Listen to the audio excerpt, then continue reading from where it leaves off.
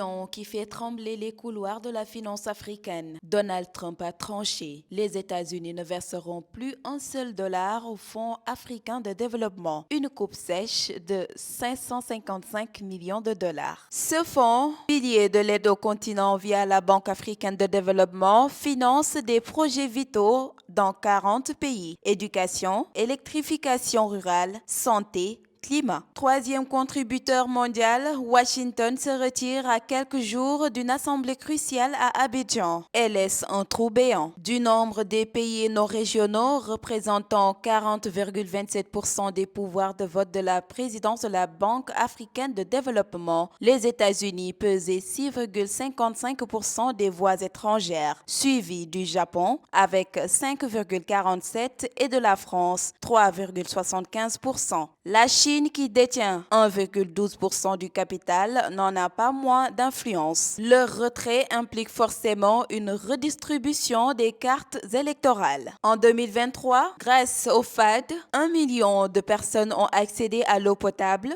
500 000 à l'électricité, 700 000 emplois ont été générés. Demain, incertitude. L'administration Trump veut réaliser l'aide étrangère sur son slogan America First. Résultat, les aides multilatérales comme le FAD sont sacrifiées pendant que le développement de la Banque mondiale ou de la DFC, bras financier des États-Unis à l'étranger, est renforcé. Mais cette rupture pourrait accélérer une réforme historique. Le président de la BAD milite pour ouvrir le FAD au marché financier, comme l'a fait la Banque mondiale en 2017. Une chose est sûre, la Banque africaine de développement devra faire plus avec moi ou convaincre ses partenaires africains comme européens de combler le vide. À Abidjan, la course à la présidence de la Banque africaine s'ouvre dans un climat inédit. Et une question se pose. Qui portera désormais l'espoir d'un continent en quête de financement et d'autonomie?